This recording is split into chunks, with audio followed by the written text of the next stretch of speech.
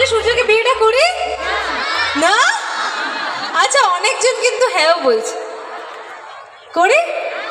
তাহলে তবলাকে বিয়ে করি।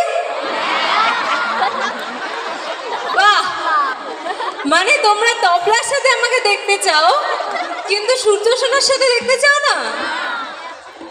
আর সূর্য যে আরেকটা বিয়ে করে নিল সেই বেলা কার একটা তো হচ্ছে হ্যাঁ, এইটার যুক্তিটা কি বোঝাও?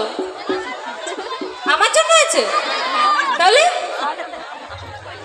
তো ইরাকে বিয়ে করেছি তো আমার কি লাভ হলো? আচ্ছা, দীপা আরেকজনকে বিয়ে করছে, প্রেম করছে, সূর্য আরেকজনের সাথে চলে গেল, পড়ে রইলাম আমি পাগলা গারদে। আচ্ছা, এটা কি জাস্টিস? এটা কি ইনসাফ? হ্যাঁ, এটা কি ন্যায়? তাহলে একটু বিয়েটা করি সূর্যের সাথে এই বেলা? না না, তাহলে তোমরা চাও যে সারা জীবন মেয়েটা এরকম পাগলের মতোই থাক, সূর্যর পিছনেই শুধু ঘোরাঘুরি করুক অকারণে, ওকে জীবনেও না পেয়ে শুধু পাগলের মতো এদিক ওদিক ছুটুক বন্দুক নিয়ে, ঘাড় হাত পা ভেঙে, তাই তো?